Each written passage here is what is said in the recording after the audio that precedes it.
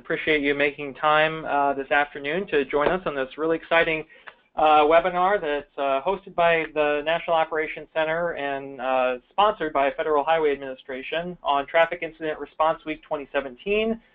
We are all in this together, so we've got a lot of exciting material and folks to hear from on the webinar today, and I'm going to start things off by turning this over to Joey Segal from the Maryland State Highway Administration. Thanks so much, Steve. Appreciate it. Welcome everybody for joining today. What an important topic, and just the national awareness of Traffic Incident Response Week. Started talking about this last several years now, and last year many states that we're going to hear from today were able to cut their teeth on doing activities, presentations, and a lot of great stuff to bring awareness to this. Hard work from the Federal Highway Administration as well as partners in the Executive Leadership Group and AASHTO, all working together. Kim Vasquez, Team Leader for Traffic Incident and Event Management for the Federal Highway Administration's Office of Operation, will be joining us as well today, talking a little bit about how this idea was born and what efforts we can do. We're really excited about trying to get additional stakeholders and practitioners and state DOTs involved in 2017 and make this the biggest year yet.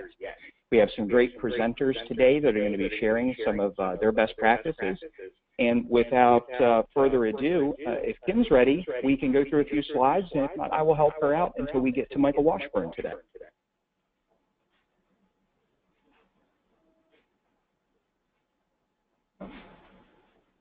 Well, let's go on to the next slide, Steve. Okay. Are you able to, I gave you control, are you able to move it? Let's see. I'm on now, by the way. And there you go. I want to turn it over to Ms. Kim Vasquez for the next 3 slides. Thank you so much, Joey. I appreciate it. This is Kim Vasquez. I'm the Team Leader for Traffic Incident and Events Management. You probably are familiar with a lot of the work that we're doing through the Traffic Incident Management Program, through especially performance measurements and also the responder training. A lot of different other things are going on, but just a little background as to why Traffic Incident Response Week came about is our executive leadership group, the International Association of Chiefs of Police, provided a presidential proclamation, and we tried to get it through our avenue, through the official federal avenue. But one part of that proclamation actually dealt with Traffic Incident Response Week. And so we pulled that out.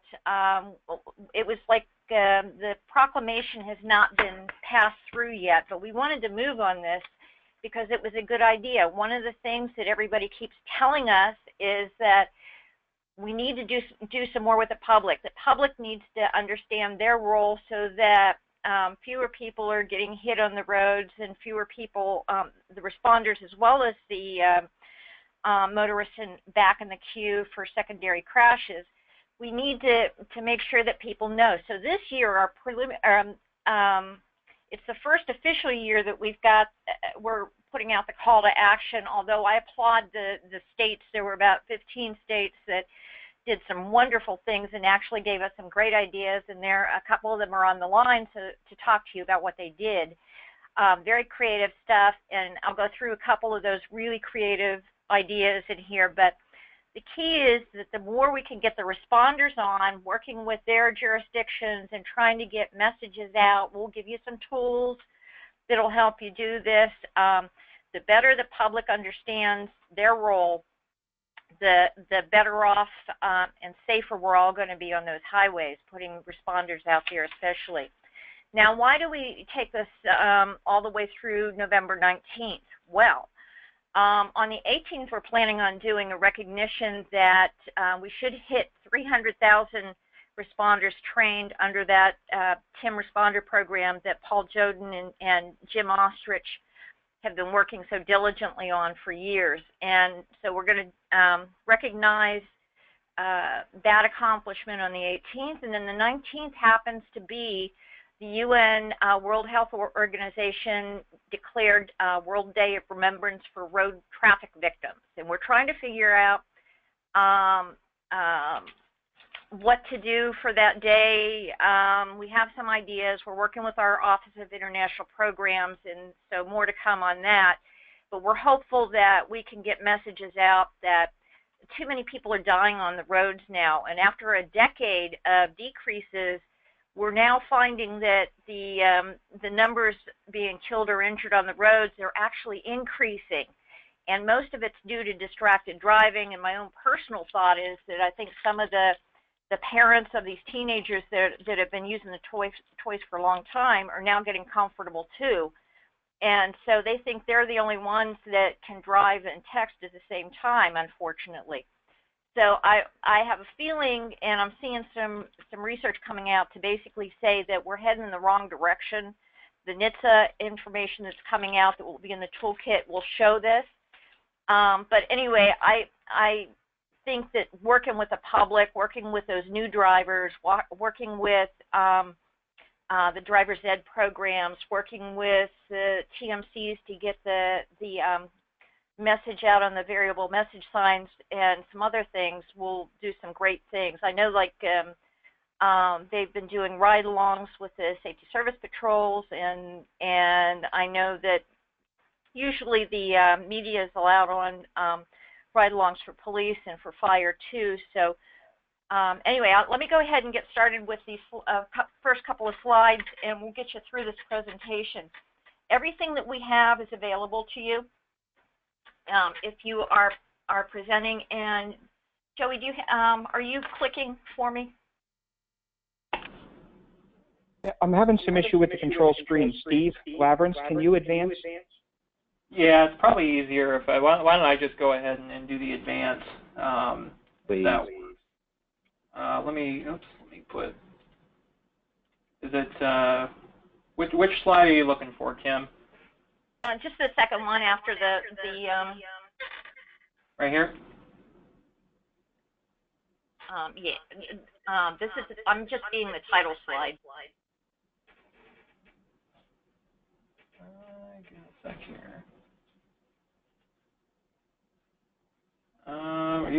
Bear with us, folks. We're so you're seeing today's transportation challenges. The first one that has my name on it. Now, if it's easier, you can also pull my screenshot up to find through that. Okay. Oh, there you go. Perfect. How is it? Okay. It's sort of. I'm going to slip through some of these, but we've got transportation challenges you see here. We're heading into a really exciting period with connected vehicles and autonomous vehicles, but my own innate understanding, as well as listening to responders, is that we may end up going backwards before we go forward. Not everybody who has an automated vehicle or a connected vehicle will be operating them correctly. There may be assumptions about other people on the road having those type of vehicles. So the polluting may be a complex issue. So over the next few years, we're watching this closely and seeing how we can adapt our programs to safety and the road clearance programs so that we're doing it rapidly, but safe. But you see the statistics that are here. I also have a page of really astounding statistics that came out of the Mothers Against Drunk Drivers that are in the toolkit to supplement the information we have here on transportation challenges. Next slide. Okay, give me a sec here. Come on. There we go. Okay, great. Here's some other things that we get involved with. The traffic incident traffic incidents on the roadways constitute about 25% of all the reasons for congested roadways, and then you add on to their work zones and bad weather. Signal phasing and timing, I understand, also is a significant contributor too. But our Office of Operations is trying to address all of these issues, and our office in particular, Transportation Operations, has the road weather, the work zones, and the traffic incident management and special events. You know, we particularly are paying attention and trying to resolve these, but these are some of the challenges that we'll go out with. Now, would you do the next slide, please?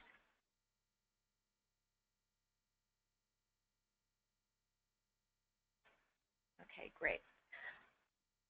So right now we're in a position that we want to call to action for all of the responders out there that feel comfortable taking advantage of their connections with the public to try and make sure that they do an event during the time period of November 13th through the 17th in particular.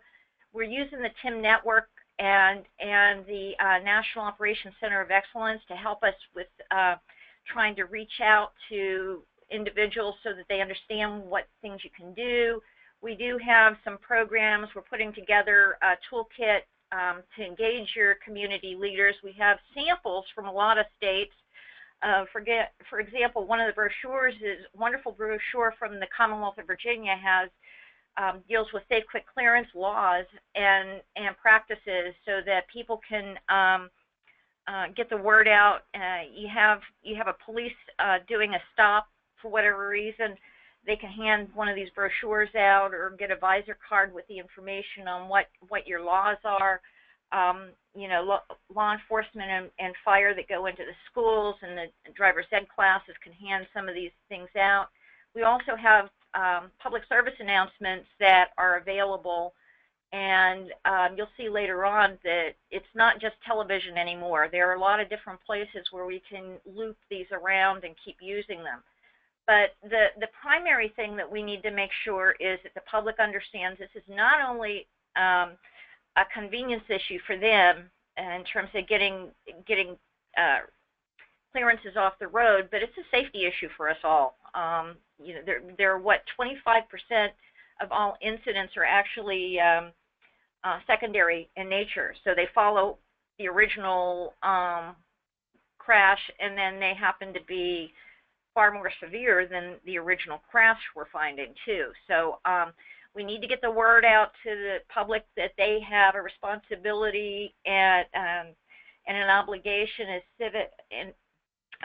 as people who live in a community to ensure that they understand the laws that are being or that the state has promulgated, but also not only if there's not a law, these are good practices too to put in place, not only for fire and rescue, but and law enforcement, but also your amber light folks like safety service patrols and towers and public works or transportation maintenance crews that are out there, so that you get the word out. I think a lot of people really don't understand the laws in their jurisdictions, and I think this is a good opportunity to try and get that out. Next.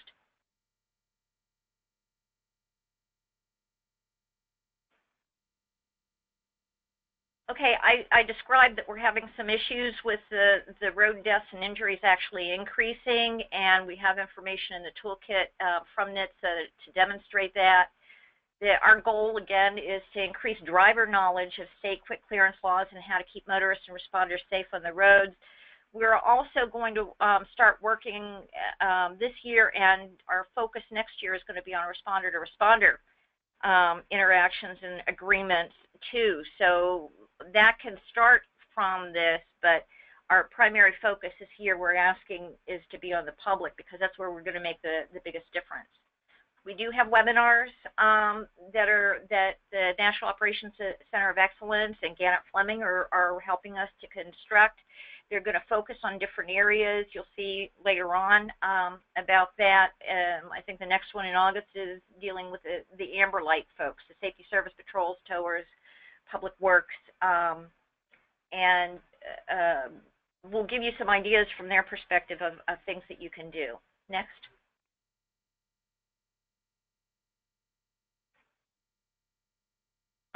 The next presenter, Mike Washburn from Florida Turnpike Enterprise, is going to talk a little bit about some of the stuff that they've done in Florida, and it's just, I was blown away by some of the things that Florida came up with to do, and You'll hear me get excited about gas pumps. Remember that while you go through the next presentation. So, Mike, I'll hand it over to you and let you go through some of the things you've done and what you're thinking of.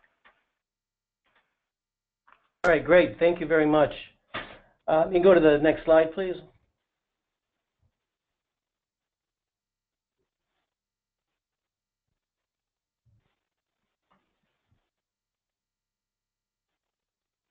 All right, great. Thank you. First off, I'd like to, really show my appreciation to the National Working Group that allowed us to be a part of the group last year as we tried to initiate some of the efforts for this important, initiative. The first thing we did with Florida's Turnpike, while we're one separate district of the Florida DOT, is we are a statewide system of toll roads. And so we try to take advantage of, really hitting all the regions of our state. And the first very basic thing we wanted to do is, get it on our VMS and DMS boards. And we basically have a robust program now where we're put public safety announcements up there, obviously with the buckle up and the don't drink and drive and things of that nature. But we really wanted to put something new and different that our motorists hadn't seen before. And working through the working group, we came up with several messages that would fit our purposes and our goals. And the key here, just as was mentioned by Kim, was to let people, the drivers, know their responsibility and the action that we wanted them to take. We talked about doing some dynamic message signing that mentioned the Traffic Incident Response Week and for awareness. But the discussion really centered around does that tell them what to do? And so what we had come back with some branding options is a couple of messages you see here, to tell the drivers what we want them to do to when they see a crash scene and emergency vehicles on the shoulder. One of the things that we have, the move over for emergency vehicles messaging that we use year round, but this is a little bit different and directly got to them to show that this was something different for the course of that week in November. We got a lot of good feedback from this. It did catch a lot of people's attention. People that we heard from said that sometimes the move over for emergency vehicles was confusing to them, that they thought that's when people were driving up behind them, emergency vehicles driving up behind them to move over, but they weren't correlating it to the move over from the crash scene, move over from the shoulder. So that's something we're going to center on again this year. And obviously one thing, our responders were very appreciative of this effort. This was the #1 announcement that FHP, our Florida Highway Patrol, was supportive of, and actually had asked us if we can use this at different times of the year as well. So this was the first basic things we did, and we're certainly going to be doing it again this year. Next slide, please.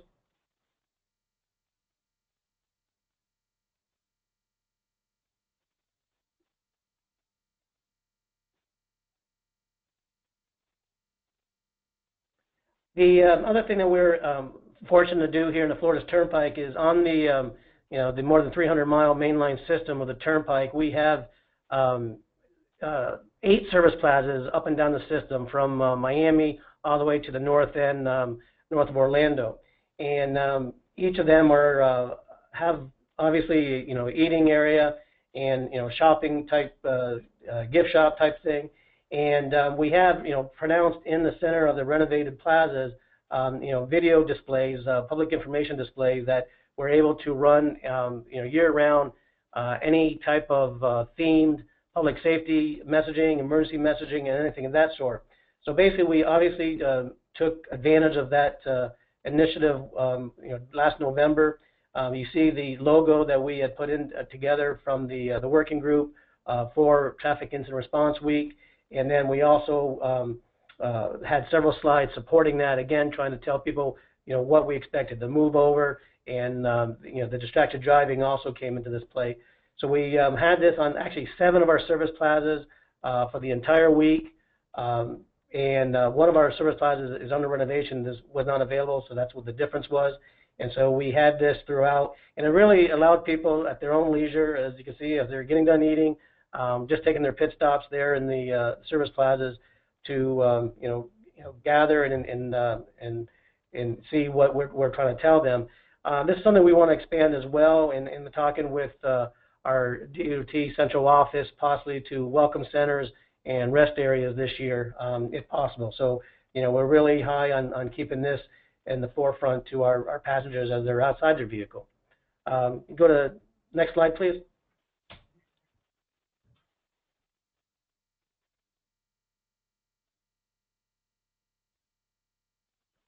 And and as Kim referenced, one of the things that we were really happy to be able to do is team up with our contractor that run the gas stations, service stations at each of those 8 plazas.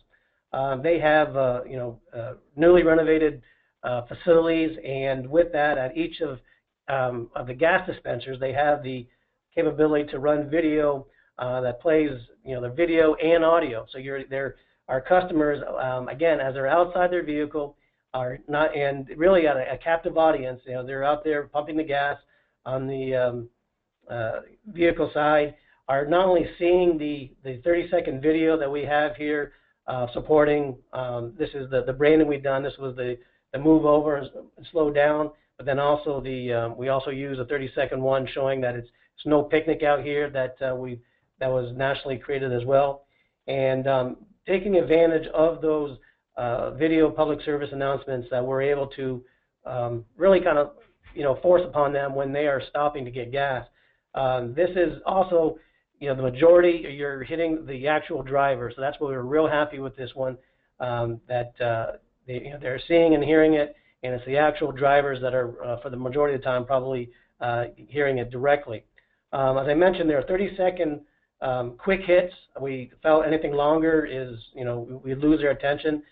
We also thought this would be better for the younger generation as well. They're very much into the videos and the quick information displays, and as opposed to posters and things of that nature. So we were real happy with this. I hope to expand upon this as well. And one thing, both with the gas station and the service plazas, we have estimates of average attendance or basically visitors each day, and the number of vehicles, a number of people in those vehicles, and this can reach, if we run this, prolonged, this can reach a couple million people, potential of what they call impressions, of seeing the PSA on the gas pump or in the service plaza. Next slide, please.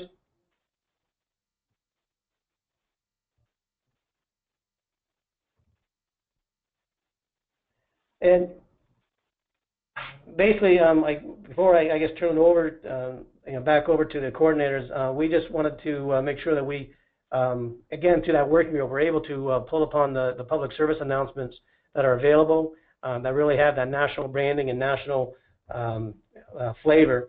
So we basically are very happy with working with the toolkit and be able to pull those products and use them to their best capabilities.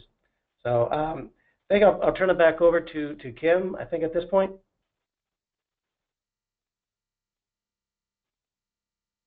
Actually, Michael, Joey here.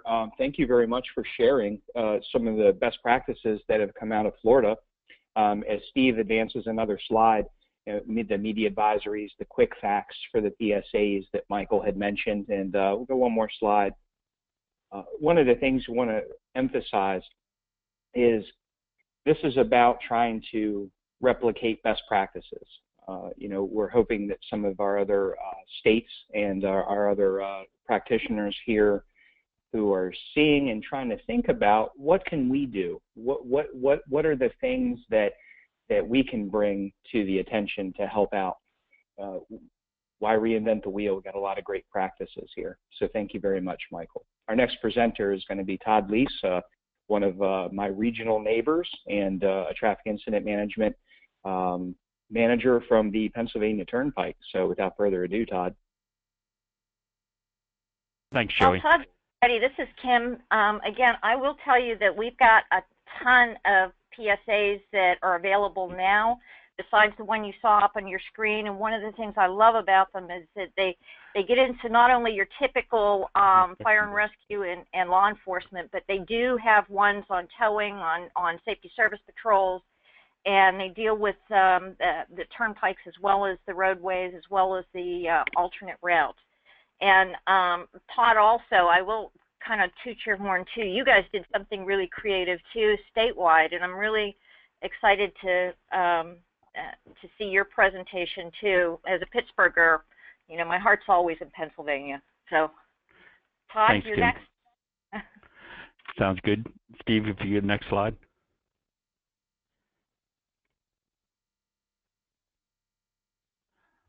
Okay, what we did for the week was try to do something a little bit differently. In Pennsylvania, we don't have a statewide traffic incident management program, so we wanted to try to both bring attention to the week by bringing together some experts that have statewide TIM programs, as well as some of the leaders in traffic incident management in Pennsylvania. So we held a TIM summit during the week to try to bring focus to this. We also invited the news media and also had our Commonwealth media there to videotape and send out sat feeds of the summit, so we were able to push some information out that way. So we brought together 107 participants for our inaugural traffic incident management event. Joey and was up from Maryland, Scott Yinger, Ohio, New Jersey, and Tennessee we had speak. Next slide.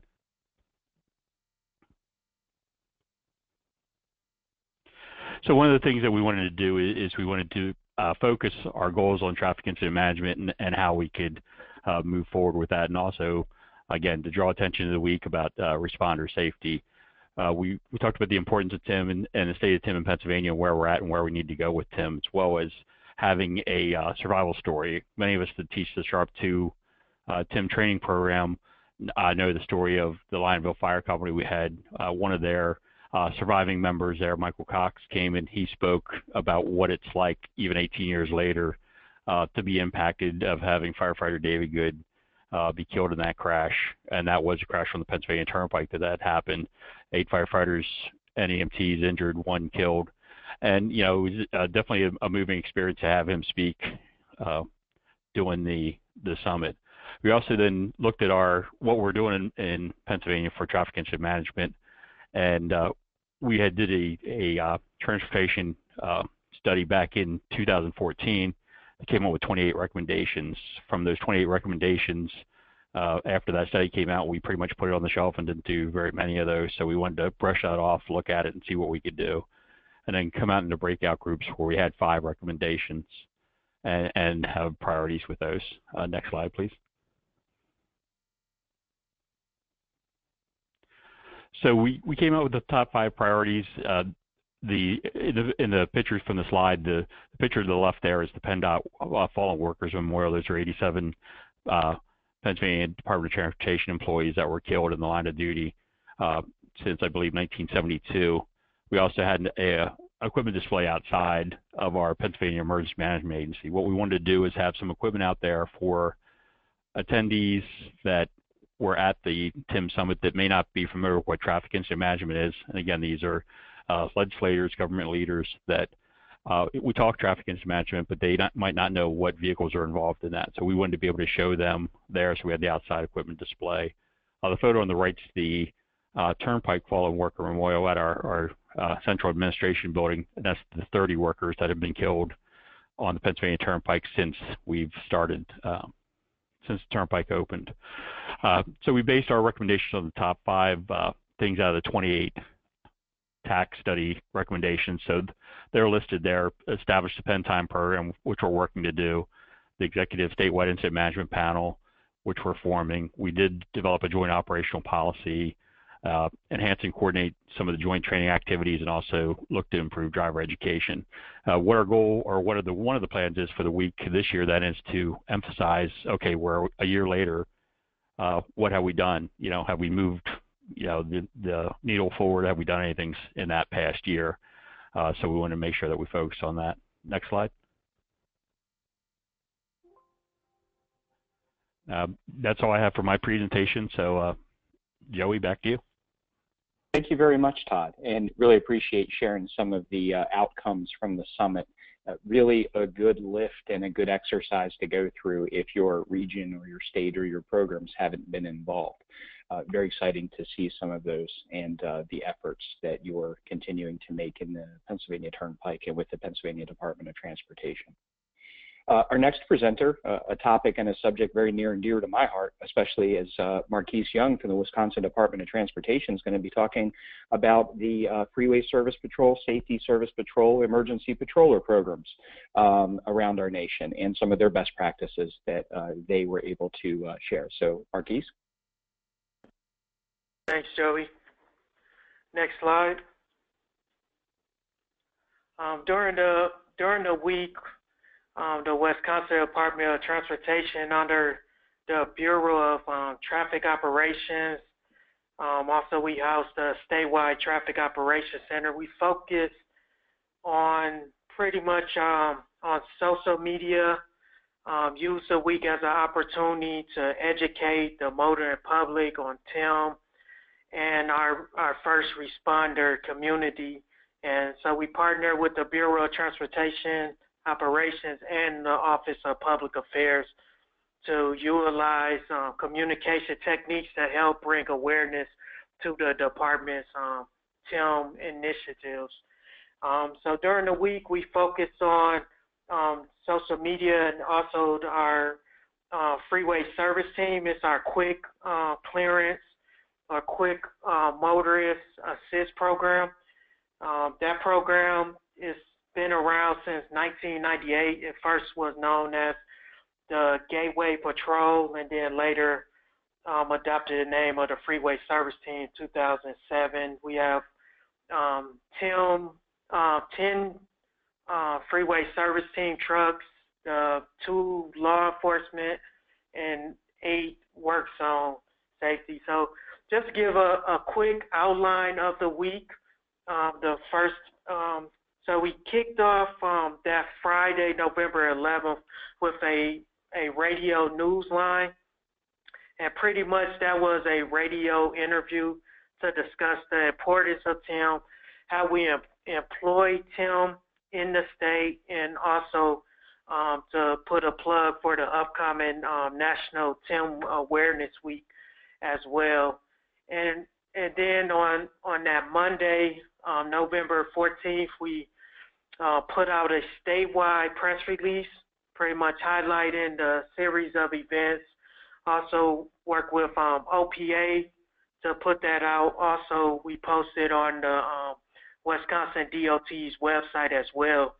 And Tuesday and Wednesday pretty much was our main focus point was the Freeway Service Team, the FST media ride-along. And it was something that we coordinated with OPA. Also, if your state's going to do this as well, also to get input or get counsel from the Office of General Counsel. That was something that we hear, because in Wisconsin, our FST program is not employed by DOT employees. So we had to get it signed off because we have law enforcement and also tow operators that has the contract for the FST program. So we had to coordinate with that. It was well received. We had 8 ride-alongs between the 2 days.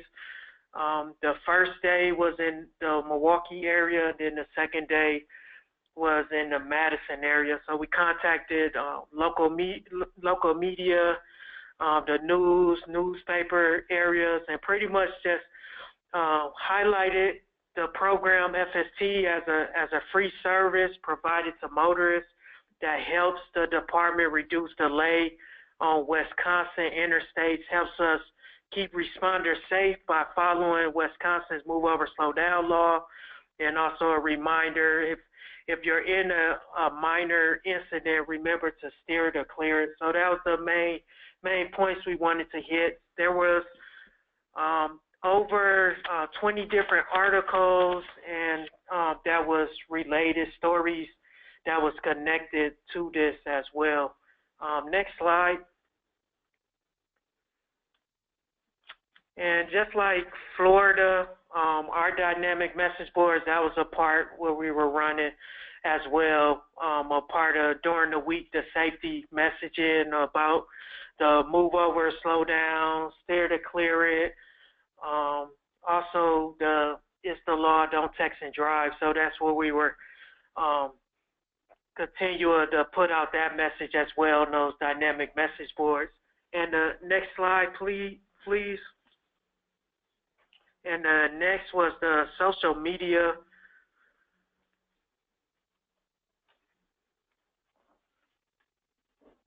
And here's just pretty much a clip of one of the posts that we put out on Facebook. And it reads, today kicks off the National Traffic Incident Response Week. Remember to thank your emergency responders, law enforcement officers, tow truck drivers, and roadway workers to help them do their job safely. And as you can see, we reached close to 11,000 people on Facebook. Also, this post got reshared 120 times. So that was something that we utilized with putting a move over or slow down video, some of the graphics that the Wisconsin Department of Transportation has put out over the last few months, just to continue to put out that message to hype the responder week. So it's definitely a lot of coordination that went between OPA and also between the Traffic Operations Center. So that's all I have. So thank you. Thank you so much, Marquise, and thank you very much for sharing some of those aspects. In a state DOT program, there are so many working parts and divisions and folks in traffic incident management and transportation systems management and operations.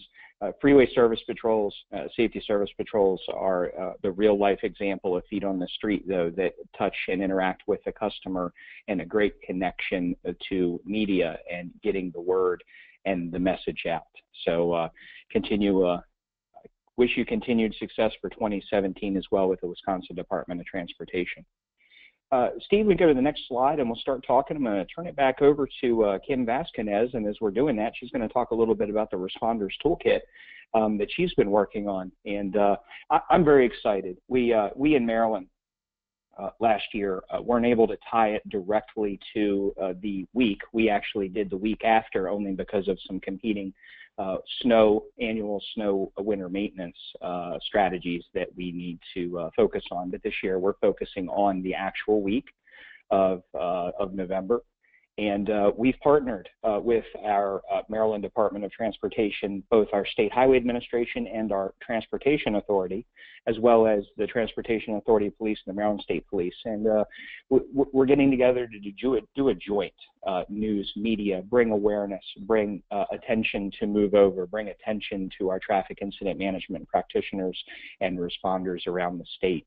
And it's very exciting to continue working as all of our men and women share a lot of enthusiasm with doing everything we can to get the word out. So Kim would be able to talk a little bit about some of our Responders Toolkit.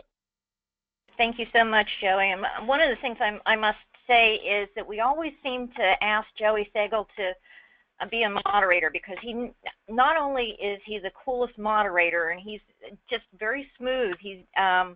And he used to work for Federal Highway for a few years before he went back to the state of Maryland. But you know, he really knows his stuff, and he's a national expert in a lot of areas. Plus, he's kind of like a twofer too. You know, you got a firefighter, a volunteer firefighter, as well as somebody that's in charge of the safety service patrols. And actually, Joe, you'll like this. I just got off a planning call for safety service patrols. Now have a forum, thanks to Joey and our friends up at Travelers Marketing. And quarterly we have an information sharing session, and we're planning for our next one. And I just got off on a planning call with them, and we will be pulling from them. They're excited to participate and want to hear more from Marquis and others who've used their safety service patrols for ride-alongs and how effective that was going to be. But they're full in, and I'm excited to hear what they've got to say in August when they come and do this session for us. One of the things that we're doing is we're trying to pull in a responders toolkit for working with communities. And I've actually taken that on as a personal project because I'm at the national level. You're sitting around and you see all of these great things that people are doing. I've got some ideas for the stuff that I've just seen from everybody here. And we try and pull things in that not only give you an example of how to present good information to the public, but also little pieces of information and templates for you to use. Surprisingly, the Canadian government has started a response week also, only theirs is in the third week in May, and theirs is focused on enforcement versus ours, which is educating the public. And they have another week that focuses on their D drivers, the distracted, drunk, drowsy, drugged, developing, distinguished, and just plain ditzy, if you should say. But we try and would integrate that into our presentation and into the toolkit, where you have campaigns and materials from the National Safety Council, from NHTSA, that are available. If you have a problem in your particular area with people that are driving drunk, distracted, there are a lot of sources out there that have some really great materials, and I'm trying to pull them out, put them in. Driver's education curriculum, one thing that the National TIM network jumped on for us was to put a curriculum together and improve the curriculum that we had put together, I guess, a few years ago. And we're going through the National Safety Council, that takes a look at not only the high school driver's education programs, but also the ones that the court systems use when people get too many points and are directed back to training again. So we're working with a lot of different areas, and so you're going to see a lot of different pieces of material in this toolkit. And we're also working with some great people here, not only with the states and the jurisdictions, local jurisdictions around, but we're also working with the National Operations Center of Excellence. Joey had mentioned our executive leadership group. We have the alphabet soup of associations that reach out and touch all of the disciplines that work with us, not only in deploying teams out into the field, but also on the institutional efforts at home base. So if you have anything, and don't be surprised if I reach out to our speaker panel, because I've seen a bunch of things I'd like to draw from.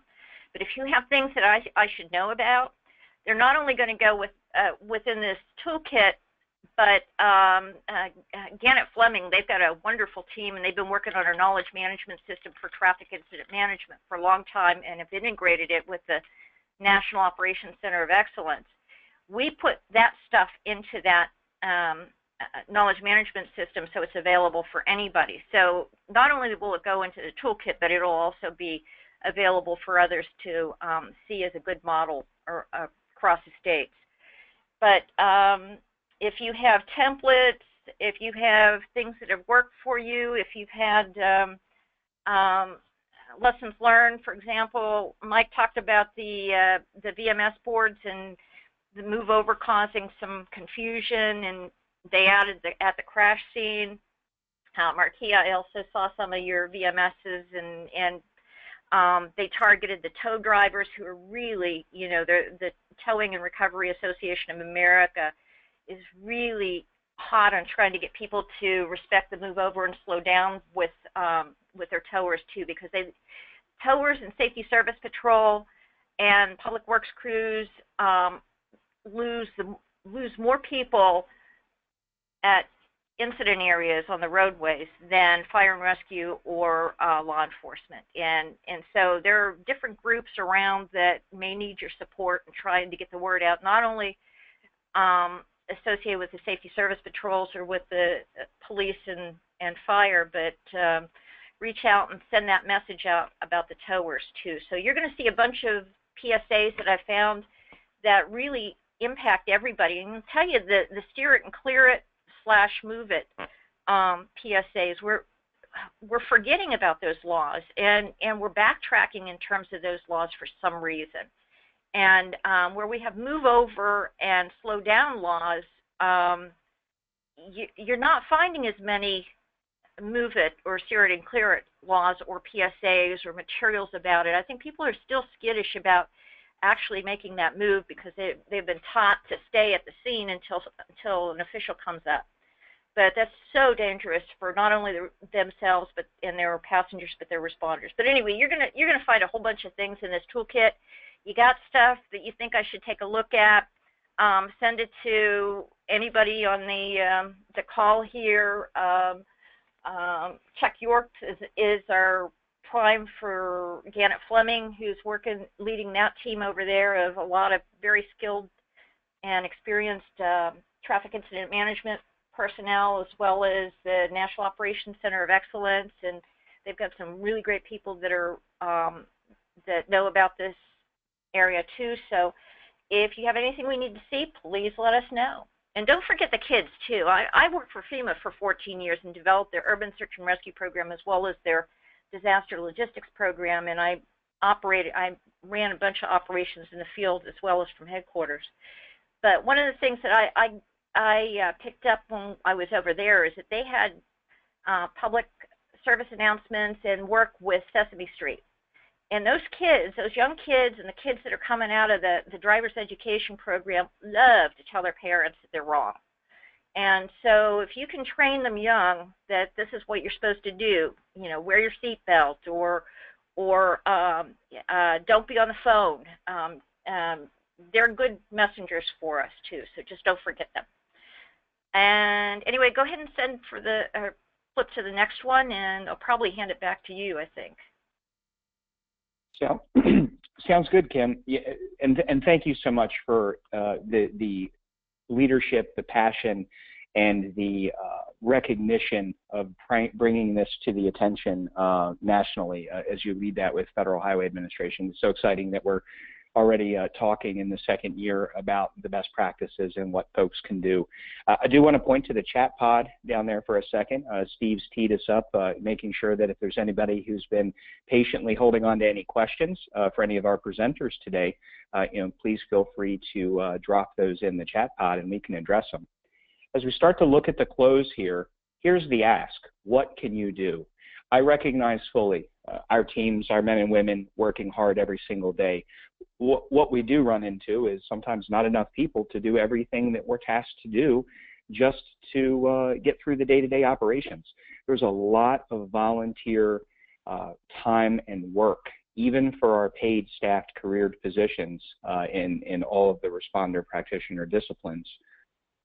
What we're trying to do with that toolkit and with these best practices here is to take some of the energy and direction and help you, set you up for success with not having to reinvent that wheel again.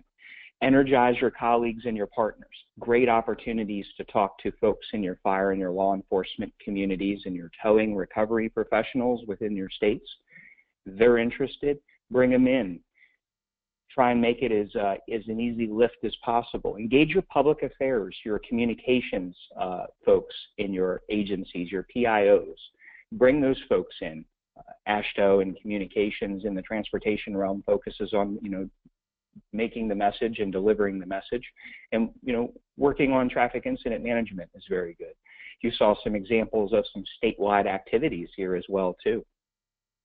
Encouraging your other members on your TIM teams to take some of the best practices away from this forum. Kim is going to hold true to her word, and I know that she'll be reaching out directly for folks, and folks that reach out and ask for some help here with any of the presenters.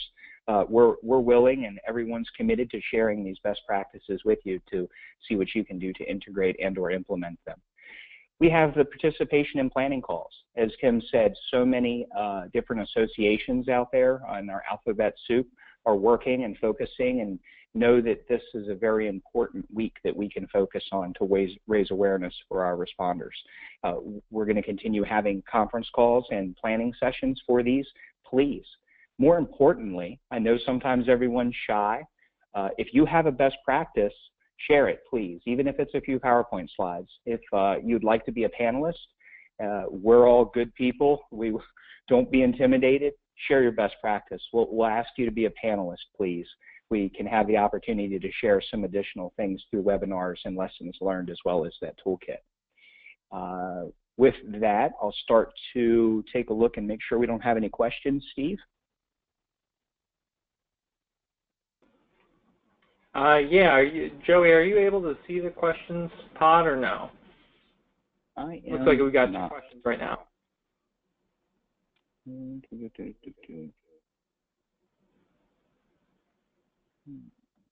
It's not conspicuous to me if it's there. Would you mind teeing it up? That's okay. Yeah, I can. We have two questions so far. So first question is it's the asker states that I am in the private sector. I've been doing research on these things, developing some tools to make a big change to this problem. How do they get in touch with more people in the public sector?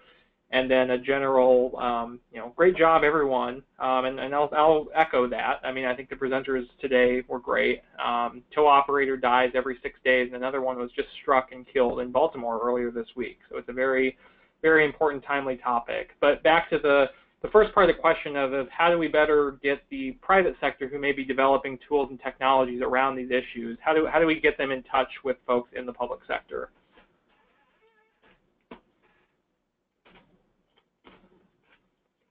Any of our speakers today that have presented, Todd, I know you work closely with a few folks. Hate calling you out first, but I welcome Marquise, Michael, Todd, to share some of the partnerships you may have with anyone in your private industries as well that have helped you be proponents and propel some of these topics.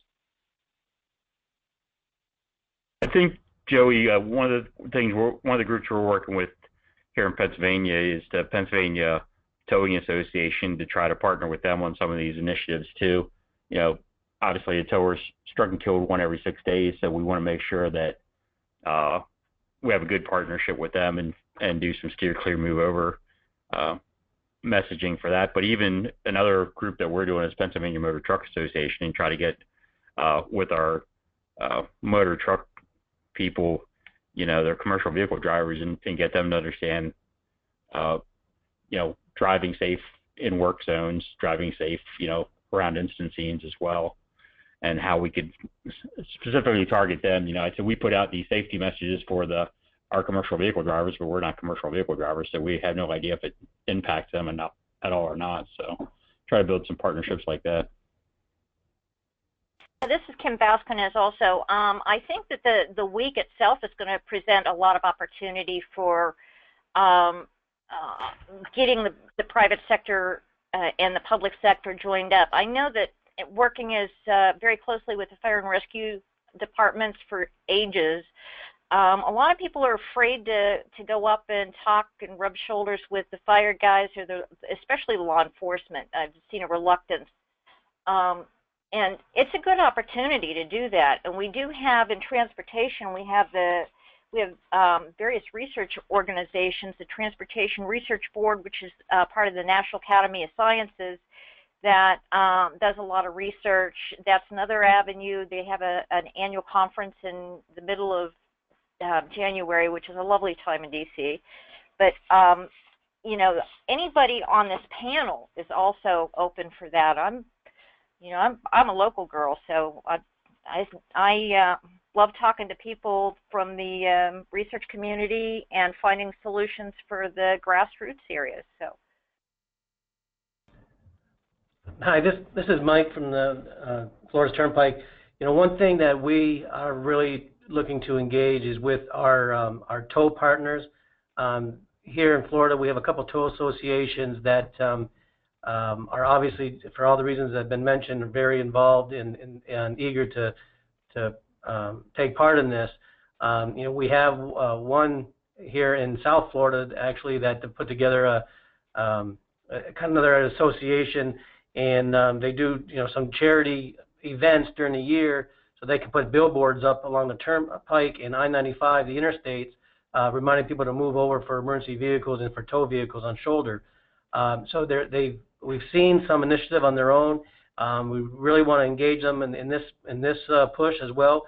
We're hoping this year, one of the things I'm hoping to do, we'll see if it comes out, but possibly some of those press event, rollover demos and things of that nature that shows an actual,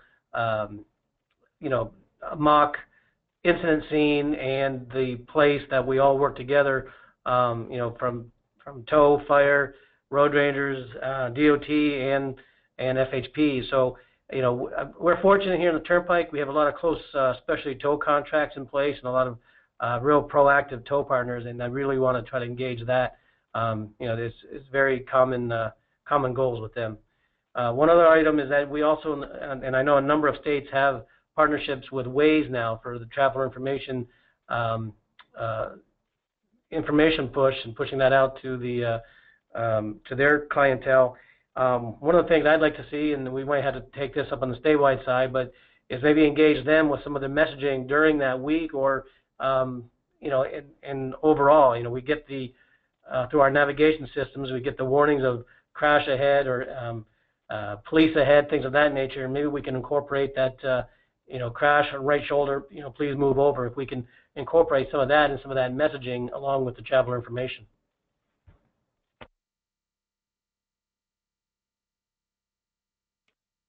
Thanks for some of the sharing of those practices. I'm sorry, Marquise, go ahead. Oh, yes, I was just going to share that in 2015, when we first did move over, slow down for stop tow vehicles, and we sent it to the tow association, and they posted on their Facebook account, and it got over 33,000 likes and reshare. So different things like that, I think it helps continue to bring the awareness to different private partners as well. Also, the Tow Association is a part of our Time Coalition, one of the 19 members. So we have a very good working relationship with them. They're on board with the TIM training, also with our TIM meetings as well. So we definitely get their input whenever we're doing different initiatives and everything. That's very good, and thank you everybody for sharing a few of your experiences with those partnerships in both our governmental sectors, our agencies, as well as our private TIM responders and practitioners as well throughout our states. And there's something to be said as well for our private transportation engineering sectors as well. There's a lot of great national subject matter expertise, and a lot of states that have contracts, that have mechanisms, that have support from our consultant industry as well too. There's other tools that are out there from the associations. I just ask that you reach out. It will help hear any of the presenters, as well as Kim, myself. The Center of Excellence is a great tool. The TIM Network is a great tool as well too. And we have a lot of folks that are out there when you're starting to do some searches. So if you're new or you're trying to cut into something that you haven't before, we'll try and help connect the dots there for you. I'd also like to thank, the Utah as well. Lisa Miller has also offered to help, and UDOT would be happy to be highlighted. They're working right now on a very robust plan for their Traffic Incident Response Week and awareness, and we'd love to share best practices. So, there's some opportunities as well, and we can connect Lisa to the group for anyone who would like to hear more about that as well. Steve, I'm not seeing any more questions at this time. Nope, I think I give a few few more minutes here for folks to type in questions. But as we wrap up here, I wanted to again thank all of our presenters and especially Joey for moderating the webinar today. I think a lot of really great information was presented, and I'm personally excited for the upcoming Traffic Incident Response Week, and I hope you all are as well. I think we've shown a lot of great opportunities to get involved. I do want to remind folks on the webinar today that all of this information is also going to be accessible through our website after the webinar today. So transportationops.org is the National Operations Center of Excellence's website if you haven't already been there. We're also recording the webinar today, and it'll be available to view on our YouTube page, and so you can share this with others who may not have been able to attend. And then we also have a discussion forum. I know there was mention earlier about a potential forum for participating in some of these types of discussions. I'll remind folks that we also have a discussion forum, so if you have questions on this or want to get some more information, I encourage you to go there and to post to that discussion forum and just do whatever you can to get involved. So. Joey or others, is there anything else from your end you wanted to say to wrap up? I'll turn it over to some others before we put the close. This is Kim. I just want to thank everybody at the National Operations Center of Excellence, Steve and Adam and Patrick Hung, who are really taking a leadership role with AASHTO in trying to help this off the ground. And then I also want to thank our Janet Fleming, who is managing not only this effort, but also the TIM network. So if you want to get more information about that, please let us know. And they're also doing our knowledge management system. Joey's wonderful. I thank you again, and you did a wonderful job. And everybody, all the presenters, I want Marquis and Todd and Mike and who am I missing? Todd. Oh, yeah. Yeah, everybody here who's done a terrific job. And please, if you have any questions about how to get involved, I'm trying to work a couple of unique areas too, where the community emergency response teams that FEMA sponsors, they're grassroots teams. They develop planning for emergencies, and they're a good source to be able to help pull the partners together for you, because they have a connection into all of the different organizations, as well as AmeriCorps, believe it or not, and Vista. So we're trying to get you some different avenues. The transportation also has a local transportation assistance programs, or the tribal technology assistance programs too. And anyway, we're going to try and get you some help and put that into the toolkit too. But thank you all for your time. And as Joey and others have said, this is a lot of volunteer hours, and I can't tell you how important it is. I wish we had enough money to go ahead and pay for this like we do some of the other programs, but your commitment has just been phenomenal. Thank you. Thank you, Kim, for your national leadership as well, and to all of our dear friends from around the nation that joined us here today, and Steve for helping get us through it. Thank you all. Have a great day. Yep, thanks. And real quick, there was a question about Kim making your email address available. If it's all right with you, Kim, we can put that on our website along with the other information for this event, so folks can get in contact with you if they're interested in participating. Absolutely. Yes, anytime. Okay, that sounds good. Thanks again, everyone. Enjoy your afternoon. Thank you, Steve. Thank you.